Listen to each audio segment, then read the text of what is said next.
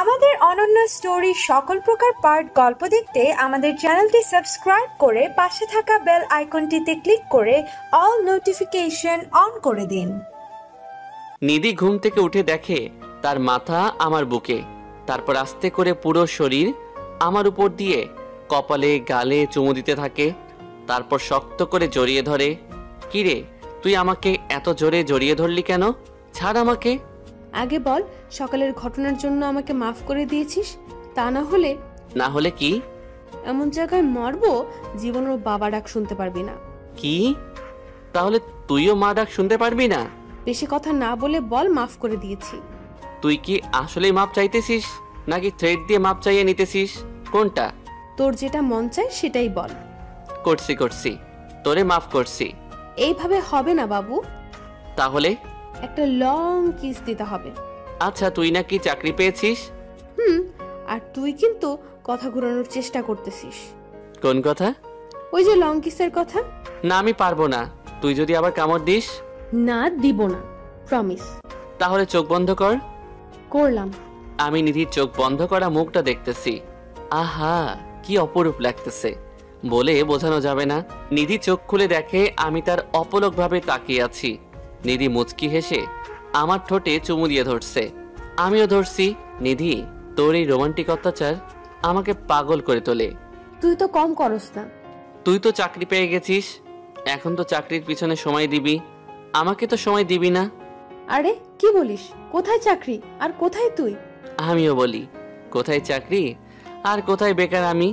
এখন কিন্তু মাইট দিব ইমরান, তুই জানিস না আমি তোকে কত ভালোবাসি। আচ্ছা, কান্না করতে হবে না, আমি জানি আমার পাগলি আমাকে কতখানি ভালোবাসে। মনে থাকে জানো। মনে থাকবে। আমরা কথা বলতে বলতে খাবারের জন্য ডাক পড়লো, তাই নিচে গেলাম খাবার খেতে। বড় আপু, আমি একটা কথা বলতে চাই। বল। তোর বলতে আবার পারমিশন লাগে? আমি আর ইমরান একসাথে থাকি এখন থেকে। না, আমি বলছি না, ইমরান আগে প্রতিষ্ঠিত হোক, তারপর থেকে একসাথে থাকবি। এখন তো আমি চাকরি পাইছি, এতে হবে না? না, হবে না, ইমরানকেও পেতে হবে। আচ্ছা। আমি আর কি করব, আব্বু আর নিধির কথা শুনতেছি। খাবার খেয়ে রুমে চলে আসলাম। কিছুক্ষণ পর নিধি এসে বলতেছে, যে আশায় চাকরি নিলাম সেটাই পূরণ হলো না। আমি শুনেও চুপ করে রইছি। কি আর বলতাম ওকে। ইমরান, কালকে তো শুক্রবার। তো আমি তোকে নিয়ে ঘুরতে যাব, মনে কর আমার পক্ষ থেকে ট্রিট। অন্য একদিন যাব। না, আমি পরে ফ্রি নাও থাকতে পারি। বাহ, চাকরি জয়েন করার আগেই বিজি থাকতে শুরু করে দিলি। আচ্ছা যাব, তবে কালকেই যাব। আচ্ছা, যাব। তারপর আমরা প্রতিদিনের মতো ঘুমিয়ে গেলাম। তবে আমরা দুজন যে একসাথে ঘুমাই সেটা আম্মু কিছুটা বুঝতে পারে, তবে কিছু বলে না। সকালে ঘুম থেকে উঠে ফ্রেশ হয়ে গেলাম নাস্তা খেতে। তারপর দুষ্টুমি করতে করতে নামাজের সময় হয়ে গেছে। পাঞ্জাবি পরে রেডি হওয়ার পর নিধি টুপি পরিয়ে কপালে চুমু দিয়ে, আমার জন্য দোয়া করিস কিন্তু। তুই তো আমার প্রতি মোনাজাতে থাকিস, কারণটা তোর জানা আছে। জানি তো আমার পাগল। তারপর মসজিদে এসে নামাজ পড়ে বাড়িতে চলে গেলাম। তারপর খাবার খেয়ে ঘুমিয়ে পড়লাম। বিকেলে ঘুরতে যেতে হবে, তাই বিশ্রাম নিলাম। কিছুক্ষণ পর নিধি এসে আমার উপর শুয়ে পড়ল, তাই আমি বললাম, নিধি, যাবি না ঘুরতে? যাবো তো। তাহলে রেডি হ, শুয়ে আছিস কেন? করব, তোর উপর শুয়ে থাকতে মন চাইছে তাই শুলাম। আচ্ছা যা, রেডি হ, ঘুরতে যাব। যাব একটা শর্তে। কি? তুই যদি নিজের হাতে আমাকে সাজিয়ে দিস। মেকআপ দিয়ে দিতে তো পারি না। মেকআপ না, শাড়ি পরিয়ে দিবি। কি? আমি তো শাড়ি পরাতে পারি না। আমি বলে দিব, তুই পরিয়ে দিবি। নিজেকে সামলাতে পারবো না তো। সামলাতে লাগবে না, আমি তো তোর বউ। আচ্ছা, দেখি পারি কিনা। তারপর নিধি যে একটা শাড়ি নিয়ে আসলো, এসে দরজা লক করে দিল আর শাড়িটা আমার হাতে দিল। ধর, পরিয়ে দে। তারপর আর কি, পরিয়ে দিলাম। কাহিনীটা না হয় আরেকদিন বলবো। ইমরান, তুই হলুদ পাঞ্জাবিটা পর। কিন্তু আমি তো পাঞ্জাবিটা পাচ্ছি না। আচ্ছা দাঁড়া, আমি এনে দিচ্ছি। এই বলে কিছুক্ষণ পর আমার হাতে হলুদ পাঞ্জাবিটা দিল। পাঞ্জাবিটা কোথায় পেলি তুই? আমি কত খুঁজছি। তোর না জানলেও চলবে, দে, আমি তোকে পাঞ্জাবি পরিয়ে দেব। পারবো না, আমার লজ্জা লাগে। আমার শাড়ি পরাতে তোর লজ্জা লাগে না? না তো। তাহলে এখনো লাগবে না। এই বলে ওর আগের পাঞ্জাবিটা খুলে ফেললাম। পাঞ্জাবিটা হাতে নিয়ে এক ধ্যানে আমার বুকের দিকে চেয়ে রইল। নিধি, কি হলো? কি দেখো সেইভাবে? নিশ্চুপ, শুধু তাকিয়ে রইছে। এই নিধি, নিধি। নিধি আস্তে আস্তে আমার লোমওয়ালা বুকে চুমু খেলো, তারপর হাত বুলিয়ে দিতে লাগলো। ইমরান, তোর বুকের তিলটা কেন জানি আমাকে তোর দিকে টানে, মন চায় একটা কামড় দিতে। এই না না, এমন করিস না। তারপর আমাকে পাঞ্জাবি পরিয়ে দিল। নিধি নীল শাড়ি আর আমি হলুদ পাঞ্জাবি পরছি। ঘুরতে বের হলাম, একটা রিক্সা নিলাম, দুজনে উঠে বসলাম। চলে গেলাম পার্কে। সেখানে গিয়ে আমি আর নিধি দুজনে বসে রইলাম। যখন আমি কিছু বলতে যাব তখন একটা ছেলে এসে বলতেছে, ভাইয়া, এনার সাথে কিছু কথা আছে। কেন? একটু দরকার, আপনি যদি একটু দূরে যেতেন। না, যা বলার ওর সামনেই বলো। আমি তোমাকে ভালোবাসি। আমি দেখলাম নিধি হাত মুষ্টিবদ্ধ করতেছে, তাই দেরি না করে ইশারায় বললাম ছেলেটিকে কিছু না বলার। ভাই, তুমি কাকে কি বলতেছো? জানো ও আমার কি হয়? আপনি ওর ভাই হন? এই কথা শোনার পর মাথায় রক্ত উঠে গেল। চেয়ে দেখি নিধি আমার চেয়ে বেশি রেগে আছে। তাই পরিস্থিতি স্বাভাবিক রাখার জন্য বললাম, জানো ওর সাথে আমার বিবাহ ঠিক হয়েছে। না তো, আমি তো জানি না। তোমার জানা উচিত ছিল। আমি না থাকলে তুমি আজ সুস্থভাবে বাড়ি যেতে পারতে না। ভাইয়া, আসলে আমি জানি না, জানলে কখনোই প্রপোজ করতাম না। আচ্ছা যাও, পরবর্তীতে যাতে না দেখি। ছেলেটি চলে গেছে। চেয়ে দেখি নিধি এখনো রেগে আছে। তাই আমি নিধির কোলে মাথা রাখলাম, আর সে মাথা বিলি কেটে দিতে লাগলো। এভাবে সারাদিন ঘোরাঘুরি করে চলে আসলাম বাড়িতে। নিধি চাকরিতে জয়েন করছে, এখন আমাকে বেশি সময় দেয় না। এখন আর আমাকে রাতে জড়িয়ে ধরে ঘুমায় না। আস্তে আস্তে সে দূরে সরে যাচ্ছে। তাকে কোথাও ঘুরতে যেতে বললে সে বলে বিজি থাকে, আর তার অবসর সময় বলে তার এখন রেস্টের প্রয়োজন। তবে আমি টের পাচ্ছি সে আমার থেকে দূরে সরে যাচ্ছে আস্তে আস্তে। একদিন সকালে, নিধি চল আজকে ঘুরতে যাই। তুই কি মনে করিস আমি নিচে খেলে দিন পার করি যে তোর সাথে ঘুরতে হবে? ইমরান শোন, আগে আমি ছোট ছিলাম তাই এমন করতাম, এখন যথেষ্ট বুঝি, তাই আগের কথা নিয়ে আমাকে বিরক্ত করবি না। কি? আমি বিরক্ত করি তোকে? আমার কি আর ভালোবাসা তোর কাছে বিরক্ত লাগে? বিরক্ত লাগে। তোর ফ্যামিলির প্রতি কোনো দায়িত্ব নাই, আর শুধু ভালোবাসা দিয়ে পরিবার চলে না। এই বলেই নিধি হন হন করে চলে গেল।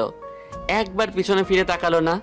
তাকালে দেখতে পেত একজন তাকিয়ে আছে তার চাতক পাখির মতো চলে যাওয়ার দিকে। নিধি চলে গেছে, আমি বাড়িতে বসে আছি। সকালবেলার কথা আমি যেন এটা মেনে নিতে পারছি না। আমার বিশ্বাসই হচ্ছে না যে নিধি কথাগুলো বলল। তখনই মোবাইলে একটা টুং করে মেসেজ আসলো।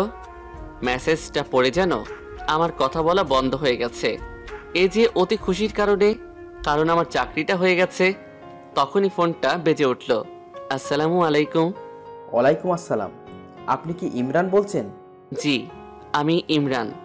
আপনি আমাদের কোম্পানিতে সিলেক্ট হয়েছেন। কালকে কিছু দরকারি কাগজ নিয়ে আসবেন, তা মেসেজে জানানো হয়েছে। এই বলেই ফোনটা কেটে দিল। আচ্ছা, আমি যদি এই কথা যে নিধিকে বলি তাহলে সে অনেক খুশি হবে, আর দেরি করলে চলবে না। তাই রেডি হয়ে চলে গেলাম নিধির স্কুলের উদ্দেশ্যে। আর কি করব তা ভাবতেছি, তবে এমন কিছু দেখব আশা করি নাই। স্কুলে যাওয়ার আগে একটা বাজার দিয়ে যেতে হয়। সেখানে দেখলাম নিধি একটা ছেলের সাথে যাইতেছে। এটা দেখে আমার মাথা ঠিক নাই, কারণ ছেলেটাকে আমি কখনো আর দেখি নাই, আর নিধির আত্মীয় না। তার মানে নিধির এই ছেলের সাথে কিছু চলছে। এই জন্যই নিধি আমাকে ইগনোর করে। আমি তাদের পিছু নিলাম, দেখি ওরা কি করে। কিছুক্ষণ পর তারা রেস্টুরেন্টে ঢুকলো আর কফি অর্ডার করলো। ছেলেটি বারবার নিধির হাত ধরতেছে, আর তো বসে থাকা যায় না। তাই দিলাম একটা নাক বরাবর ঘুষি, গড় গড় করে রক্ত পড়ছে। কি ভাবছেন ছেলেটা আমাকে মারছে? আরে না, আমাকে আমার কিউট বউটা মারছে। ওই, তুই ওকে মারলি কেন? আমি অবাক হয়ে তাকিয়ে রইলাম, কথা বের হচ্ছে না। ওই, তোকে কি বলছি উত্তর দে। সবাই আমাদের দিকে তাকিয়ে রইছে। আচ্ছা নিধি, এই বকাটেটা কে? এই বখাটেটা আমার চাচাতো ভাই। নিধির কাছে চাচাতো ভাই নামটা শুনে বুকটা কেঁপে উঠল। এই আমি কাকে ভালোবেসেছিলাম যে কিনা নিজের স্বামীর পরিচয় গোপন করে? চলো তো, এদের আবার কোনো বিশ্বাস নেই, কি না কি করে ফেলে।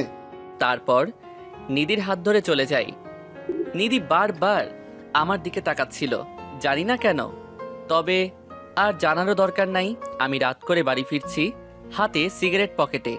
সিগারেটের প্যাকেট। যত মানুষই বেইমানি করে, কিন্তু সিগারেটে ধোয়া কখনো বেইমানি করে না। রুমে এসে সিগারেট টানছি আর ভাবতেছি, নিধিকে তো কোনো অংশে কম ভালোবাসিনি, তাহলে কেন এমন করতেছে? এসব ভাবনার মাঝে আম্মু এসে খাবারের জন্য বলে গেছে, তাই ফ্রেশ হয়ে চলে গেলাম খাবার খেতে। খাওয়ার সময় নিধি বারবার আমার দিকে তাকাইছিল। আমি দেখেও না দেখার ভান করে আছি। হালকা কিছু খেয়ে উঠে চলে গেলাম ছাদে। ছাদে যেই সিগারেট ধরায় টানছি, মাথা কাজ করা বন্ধ করে দিয়েছে। তখনই পিছন থেকে কে জানি জড়াইয়া ধরছে। আমার বুঝতে আর বাকি রইল না যে এটা নিধি। নিধি, ছাড় আমাকে, আমি তোকে ছাড়তে বলছি। নিধি, না, আমি ছাড়বো না। আগে বল আমাকে মাফ করেছিস। কিসের জন্য মাপ চাইতেছিস? আমি তো কিছুই জানি না। বিকেলে যে তোকে থাপ্পড় দিলাম সেটার জন্য। আরে আমি কিছু মনে করি নাই। আমাকে ছেড়ে দিয়ে সামনে এসে বলল, সত্যি তো তুই আমাকে মাফ করে দিয়েছিস? হুম, সত্য। আচ্ছা, তাহলে সিগারেটটা ফেলে দে। সিগারেট কেন ফেলবো? কারণ তুই আমাকে বলেছিস তুই সিগারেট খাবি না। আমি বকাটে, তাই আমি খাই। তুই আবার আগের কথা উঠাইতেছিস কেন? আগের সবকিছুর জন্য মাফ করে দে। আচ্ছা, যা দিলাম, এবার যা, ডিস্টার্ব করিস না। তার মানে তুই সিগারেট ফেলবি না? না, ফেলবো না। আমি কিন্তু এখন বড় আব্বুকে বলে দিব। দেখ নিধি, চাচাতো বোন আছিস, বোন থাক, এর থেকে বেশি কিছু হবার চেষ্টা করিস না। চাচাতো বোন মানে আমি তোর বউ হই, বউ। কি বউ? তাও আবার তুই? কই, তখন তো দেখলাম না তুই আমাকে আবার বউ বলে পরিচয় দিতে। বলেই সিগারেট দিলাম টান। আমাদের বিবাহের কথা স্কুলের কেউ জানে না, তাই আমি তোকে চাচাতো ভাই বলছিলাম। ও হ্যাঁ, ছেলেটা তোর বয়ফ্রেন্ড ছিল, সম্পর্ক ভেঙে যাওয়ার ভয়ে আমাকে ভাই বলে পরিচয় দিলি। ছেলেটা আমার স্কুলের হেড স্যার, আমার বয়ফ্রেন্ড না। আমার থেকে তোর হেড স্যার বড়? মানে সে কেন বড় হবে? তাহলে আমি যখন ঘুরতে যেতে বলতাম তখন ব্যস্ততা বেড়ে যায়, আর হেড স্যার বললে তোর সময়ের অভাব থাকে না। আজ স্যারের বার্থডে, তাই কফি খাওয়ার জন্য বলল, আর মানা করতে পারি নাই। এর জন্য তুই আমার সাথে এমন করবি? নিধি আমার হাতে সিগারেটটা ফেলে দিয়ে আমার মাথাটা ধরে নিধির কপালের সাথে আমার কপাল ঠেকিয়ে চোখে চোখ রেখে, ইমরান বিশ্বাস কর, আমার কারোর সাথে কোনো সম্পর্ক নাই। এই চোখের দিকে তাকিয়ে বল, এই চোখ কি কখনো ধোকা দিতে পারে? তাহলে এতদিনের ইগনোর আমি কি হিসাবে নিব? তুই যাতে মনে করিস আমি চাকরি পেয়ে চেঞ্জ হয়ে গেছি, তারপর তুই যাতে চাকরি খোঁজা শুরু করিস মন প্রাণ দিয়ে, কিন্তু তুই এতে ভেবে বসলি আমি অন্য কারোর সাথে রিলেশনে গেছি। তো কি ভাববো? যে আমাকে অনেক ভালোবাসতো সে যদি হঠাৎ করে ভালোবাসা বন্ধ করে দেয়, তাহলে তো আমি ভাবতেই পারি সে অন্য কারো হয়ে গেছে। চোখের জল মুছে চলে আসলাম। নিধিকে আর কিছু বলতে দিলাম না, হয়তো তার সামনে কান্না ধরে রাখতে পারতাম না। আমি তাকে এখনই মেনে নিতাম, কিন্তু সে সামান্য চাকরির জন্য আমাকে এভাবে ভালোবাসা থেকে বঞ্চিত করলো। রুমে এসে দরজা লাগিয়ে দিলাম যাতে নিধি আসতে না পারে। কিছুক্ষণ পরে দরজায় টোকা পড়ল, বুঝতে পারলাম কেউ এসেছে। কে ওখানে? টোকা দেওয়া বন্ধ হয়ে গেছে, কিন্তু নাক টানা শব্দ পাচ্ছি, মানে নিধি কাঁদছে।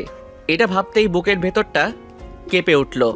মন চাচ্ছে নিধিকে এখনই বুকে জড়াইয়া ধরি। নিধি কিছুক্ষণ কেঁদে চলে গেল। আমি বিছানায় এপাশ ওপাশ করছি, কিন্তু ঘুম আসছে না। কোনো রকমে রাত পার করে সকালে উঠে কাগজপত্র নিয়ে রওনা দিলাম অফিসে। নিধি সকালে উঠে আমার রুমে এসে আমাকে না পেয়ে আম্মুর কাছে যেয়ে বলে, বড় আম্মু, ইমরানকে দেখছি না যে? ইমরান তো সকাল সকাল কাগজ নিয়ে বের হলো দেখলাম। ও, আমি বড় আম্মুর কাছ থেকে এসে ভাবতেছি ইমরান চাকরির জন্য সকাল সকাল বের হয়ে গেল। রাতে ইমরানকে চাকরির কথাটা না বললে ইমরান এমন করতো না। নিধি জানে না আমি যে চাকরি পাইছি, তাই সে ভাবতেছে আমি চাকরির জন্য বের হয়েছি। নিধি স্কুলে যায়নি, মন খারাপ করে শুয়ে আছে রুমে দরজা লাগিয়ে না খেয়ে। নিধির আম্মু খাওয়ার জন্য ডাকছে, কিন্তু নিধি খেতে চায় না। আমার আজকে প্রথম দিন, তাই বেশি কাজ নাই। সবার সাথে পরিচয় হলাম আর নিজের কাজ বুঝে নিলাম। অফিস থেকে আসতে আসতে মাগরিবের আজান দিয়েছে। বাড়িতে এসে দরজায় বেল বাজানোর সাথে সাথে আম্মু দরজা খুলে দিল। কিরে সারাদিন কোথায় ছিলি? অফিসে। তাই বলে ফোনটা বন্ধ রাখবি? আরে প্রথম অফিস করব, তাই যদি কেউ ডিস্টার্ব না করে সেজন্য মোবাইল বন্ধ রাখছি। তোর আর নিধির মধ্যে কোনো ঝগড়া হলে তা তাড়াতাড়ি মিটিয়ে নে। মেয়েটা সেই সকাল থেকে না খেয়ে আছে, দরজাটাও বন্ধ করে রাখছে। কি, নিধি সকাল থেকে না খেয়ে রইছে? আর আমি যেন নিধিকে রাতে খাবার টেবিলে পাই, সেটা তুই কেমনে আনবি তোর ব্যাপার। না পারলে আজকের জন্য তোর খাওয়া বন্ধ। এই বলেই আম্মু চলে গেল। আমি ফ্রেশ না হয়ে চলে গেলাম নিধি রুমের সামনে। নিধি সারা দিন না খেয়ে আছে, এটা শুনে বুকের ভেতরটা মোচড় দিয়ে উঠল। আমি দরজায় টোকা দিলাম। আমি খাবো না বলেছি, তারপরও কেন ডাকতে আসো? নিধি, আমি ইমরান। তখনই দরজা খুলে দিল। আমি তো নিধির দিকে তাকিয়ে অবাক, কারণ নিধির চুলগুলো এলোমেলো, চুলের সেই সজীবতা নেই, একদম শুকনো, আর কান্না করতে করতে মুখের অবস্থা বেহাল করে ফেলেছে। আপনি সারাদিন না খেয়ে রয়েছেন কেন? নিধি আমার কাছ থেকে আপনি ডাক শুনে অবাক হয়ে তাকিয়ে রয়েছে। হয়তো সে এটা আশা করে নাই প্রিয় মানুষের কাছে আপনি ডাক শোনার। আমি আবার বলা শুরু করলাম, নাকি আপনার বয়ফ্রেন্ডের সাথে ঝগড়া হয়েছে যার কারণে আপনি খাবার খাচ্ছেন না? এটা বলে মনে হয় ভুল করছি। নিধি বসা থেকে উঠে সোজা আমার কলার ধরছে। আমি তো ভয়ে শেষ। নিধি এখন আমাকে কি করবে? নিধি, আমার কলার ছাড়, না হলে কিন্তু ভালো হবে না। খারাপ কি হবে শুনি? আমাকে আপনি ডাকা, আমার বয়ফ্রেন্ড আছে বলা, আমাকে ইগনোর করা, এর থেকে আর কি খারাপ আছে শুনি? কথা বলতে বলতে দেয়ালের সাথে আটকে দিয়েছে এবং দুই হাতের মাঝখানে আমাকে আটকিয়ে রাখছে। কি করব বল? আব্বা বলছে তুই চাকরি না পাওয়া পর্যন্ত একসাথে থাকতে দিবে না। আমার আবার তোকে ছাড়া ভালো লাগে না, তাই তোর সাথে এমন করছি যাতে তুই চাকরি জোগাড় করিস। তাই বলে আমাকে ভালোবাসা থেকে বঞ্চিত করবি? দেখ, তোকে বললেও তুই গুরুত্ব দাস না, তাই তো ভালোবাসা থেকে বঞ্চিত করছি যাতে তাড়াতাড়ি করিস। আচ্ছা যা, বাদ দে, এখন আমাকে যেতে দে। যা, তোকে কে ধরে রাখছে? এখন আমার দুই সাইডে হাত দিয়ে ধরে রেখেছে। তুই হাত সরা, আমি চলে যাই। আমার হাত আমি এভাবে দেয়ালের সাথে রাখবো, কিন্তু সরাবো না। তাই তুই সরাবি না? তুই যা ইচ্ছা কর, কিন্তু আমি সরাবো না। আমার হাত দুইটা নিধির কোমরে ধরে হালকা টান দিতেই নিধির শরীর আমার সাথে লেগে গেছে, আর নিধি আমার চোখের দিকে তাকিয়ে আছে। আমার একটা হাত কোমর থেকে সরিয়ে পিঠে স্লাইড করেছি, আর নিধি কেঁপে উঠছে। তারপর পিঠ থেকে হাতটা স্লাইড করতে করতে মাথায় হাতটা নিয়ে চুলের উপর দিয়ে মাথাটা চাপ দিয়ে বুকে চেপে ধরছি। এখন নিধি দেয়ালের সাথে লেগে গেছে, আর আমি নিধির জায়গায়। তারপর নিধির হাত দুইটা দেয়ালের সাথে চেপে ধরে মুখটা নিধির সামনে নিতেই নিধি চোখগুলো বন্ধ করে ফেলছে, হয়তো প্রিয়জনের স্পর্শ অনুভব করার জন্য। কিন্তু আমি এই সুযোগে নিধিকে ছাড়িয়ে দরজার সামনে এসেই, তোকে যাতে সবার আগে খাবার টেবিলে দেখি, না হলে কিন্তু ভালো হবে না, এমনিতেই তোর উপর আমি রেগে আছি বলেই চলে আসলাম। নিধি রাগী দৃষ্টিতে তাকিয়ে রয়েছে আমার দিকে। জানি এর প্রতিশোধ রাতে ঘুমানোর সময় নিবে। আমি ফ্রেশ হতে হতে খাবারের সময় চলে এসেছে। আমি খাবার টেবিলে চেয়ে দেখি সবাই আসছে, কিন্তু নিধি আসে নাই। মেজাজটা পুরাই গরম হয়ে গেল। তখনই আম্মু আমার হাতে খাবারের বাটি দিয়ে বলল, নিধি বলছে তোকে দিয়ে খাবার পাঠাতে, তাহলে নাকি খাবে। আচ্ছা নিয়ে যাব, কিন্তু আমার খাবার কই? আচ্ছা এই নে। 2টা প্লেট খাবার নিয়ে চলে গেলাম নিধি রুমে। যে দেখি নিধি উল্টো হয়ে শুয়ে রয়েছে। টেবিলে খাবারগুলো রেখে নিধির কাছে গেলাম। যেই নিধির হাতটা ধরতে যাব, তখনই লাফ দিয়ে শোয়া থেকে উঠে আমাকে বিছানায় ফেলে দিয়ে আমার বুকের উপর উঠে গেছে।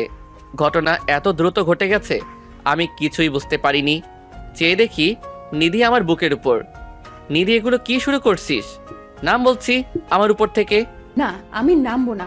সে সময়ের কথা ভুলে গেছিস? আমার সাথে ধোকাবাজি। দেখ নিধি, মন কিন্তু এখন ভালো নেই, কিছু করিস না। তোর মন ভালো করার দায়িত্ব শুধু আমার, তুই চুপ কর। নিধি, ঘুমানোর সময় যা ইচ্ছা করিস, এখন খাবারগুলো খেয়ে নে প্লিজ। আচ্ছা, পরে বাধা দিবি না তো? আচ্ছা দিব না, এখন খাবারগুলো খেয়ে নে। সারাদিন কিছুই খাসনি। তুই আমারে খাওয়ায় দিবি। তাহলে আমি খাবো কি করে? কেন? আমার হাতে খাবি? আচ্ছা। তারপর নিধি উপর থেকে উঠে খাবারের প্লেটটা হাতে নিয়ে আমার কোলে এসে বসলো। নে, এই প্লেট থেকে আমাকে খাইয়ে দে, পরের প্লেট থেকে আমি তোকে খাওয়াবো। নিধি, হাত ধুয়ে নেই, পরে খাবি। নিধি কোল থেকে নেমে গিয়ে একটা বাটি ও একটা জগ ও গ্লাস নিয়ে হাত ধুয়ে দিয়ে আবার কোলে উঠছে। আসলেই তুই একটা পাগলি। তোর পাগলি, তাই তো তোকে জ্বালাই। আর আমি পাগল, তাই তো কিছু মনে করি না। তারপর নিধি খাবার খেয়ে আমাকে খাইয়ে দেয়। খাবার খেয়ে আমরা বসে কথা বলতেছি। ইমরান, আমাকে একটা গল্প শোনা। শুনবি তুই? নিধি, ইমরানকে নিয়ে নিচে আয়, তোর বড় আব্বু তোকে ডাকছে। আচ্ছা নিধি, নিচে যা, দেখ কি বলে, আর রাতে তোকে গল্প বলবো। বলেই আমার সাথে নিচে চলে গেল। নিধি যে নিধির বড় আব্বুর কাছে বসলো, আর আমি ছোট আম্মুর কাছে। ইমরান, তোর মা বলল তুই নাকি চাকরি পেয়েছিস? পেয়েছি গতকাল। আচ্ছা, ভালো খবর। এখন থেকে তোরা দুজন একসাথে থাকবি। কোন দিন আবার আলাদা ছিলাম? বিড়বিড় করে বললাম। পাশ থেকে ছোট আম্মু ধাক্কা দিয়ে বলতেছে, ভাবিস না, আমরা জানি না, আমরা সবাই জানি তোরা প্রথম থেকেই একসাথে থাকিস। ছোট আম্মু কানে কানে বলল। আমি অবাক হয়ে প্রশ্নসূচক দৃষ্টিতে ছোট আম্মুর দিকে তাকাইলাম, আর তিনি মাথা নেড়ে বুঝিয়ে দিল, হ্যাঁ। হঠাৎ বলে উঠল, আমরা নাতি নাতনির মুখ কবে দেখব নিধি? আমরা তো এখন এমন কিছুই করলাম না। কিরে ইমরান, বলিস না কেন? আমার দিকে তাকিয়ে বলল। নিধি এমন নির্লজ্জ মার্কা কথা শুনে আমার ফ্লোর ভেঙে নিচে ঢুকে যেতে মন চাইছে। আমি যেন লজ্জায় কিছু বলতেও পারছি না, আবার সেখান থেকে যেতেও পারছি না। আমার এমন অবস্থা দেখে ছোট আম্মু সবাইকে ইশারা করলো, আর সবাই চলে গেল। এখন শুধু আমি আর নিধি আছি। কিরে, তোর আঙ্কেল কবে হবে? কোথায় কি বলতে হবে জানোস না? আরে ধুর, আপন মানুষের কাছে বলতে লজ্জা কিসের? আগে বল, তুই চাকরি পেয়েছিস, কিন্তু আমাকে বলিসনি কেন? বলার সময় পাইলাম কই? আজকে রাতে খবর আছে তোর। আমি আর কিছু না বলে নিধিকে কোলে করে ছাদে যাওয়ার জন্য সিঁড়ি বেয়ে উঠতে লাগলাম, আর নিধি প্রশ্নসূচক দৃষ্টিতে তাকাইয়া রইছে, কিছু বলছে না। অনেকখানি অবাক হইছে। ছাদে যে নামিয়ে দিলাম, আর দুজনেই বসে রইলাম। নিধি, তুই না গল্প শুনবি? শুনবো তো, বল। একটা ছেলে একটা পরিবারে জন্মগ্রহণ করেছে। তার খেলার সাথী হিসেবে তার 3 বছরের ছোট চাচাতো বোন একমাত্র সঙ্গী।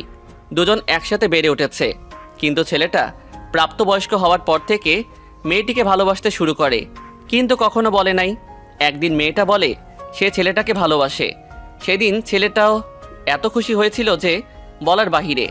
গল্পটা কেমন হয়েছে নিধি? তুই তো আমার আর তোর কাহিনী বলতেছিস, তবে আমি জানি না তুই আমাকে এত আগে থেকে ভালোবাসতি। এটা আমাদের কাহিনী, কিন্তু গল্প না, সত্যি। আমাকে সারা জীবন ভালোবাসতে হবে কিন্তু। আচ্ছা ইমরান, তোকে যখন এটা ওটার ভয় দেখিয়ে কাজ করাতাম, তখন কিছু বলতিস না কেন? কারণ তোকে এই জন্যই ভালোবাসতাম। তোর ব্ল্যাকমেইলের পিছনে যে দুষ্টুমি রয়েছে, আমি ওইটারই প্রেমে পড়েছিলাম। সেজন্য কত সুযোগ হাতে পেয়েও তোর ব্ল্যাকমেইল বন্ধ করি নাই। আর তুই আমার পাগলামি সহ্য করিস বলেই তোর প্রেমে পড়েছি। আচ্ছা, এখন ঘুমাবো, চল নিচে যাই, চল। না, আমাকে কোলে করে নিতে হবে। কি আর করব, কোলে তো নিতেই হবে, না হলে আবার কি করে কে জানে। কোলে করে বিছানায় নামিয়ে দিলাম। কিরে, বালিশ 2টা কেন? মনে হয় আম্মু দিয়ে গেছে। বালিশ একটা থাকবো, বুঝলি? আমি তোর বুকে মাথা রেখে ঘুমাবো। এটা আমি জানি, তোরে বুকে না নিলে আমারও ঘুম হয় না। নিধি একটা বালিশ নিয়ে রুম থেকে বের হয়ে গেল, আর আমি শুয়ে রইলাম।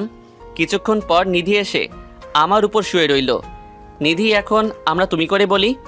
না, আমি তোকে তুই করেই বলবো। দেখ, আমরা যদি তুই করে বলি, লোকে কি বলবে? আমাদের সন্তান কি শিখবে?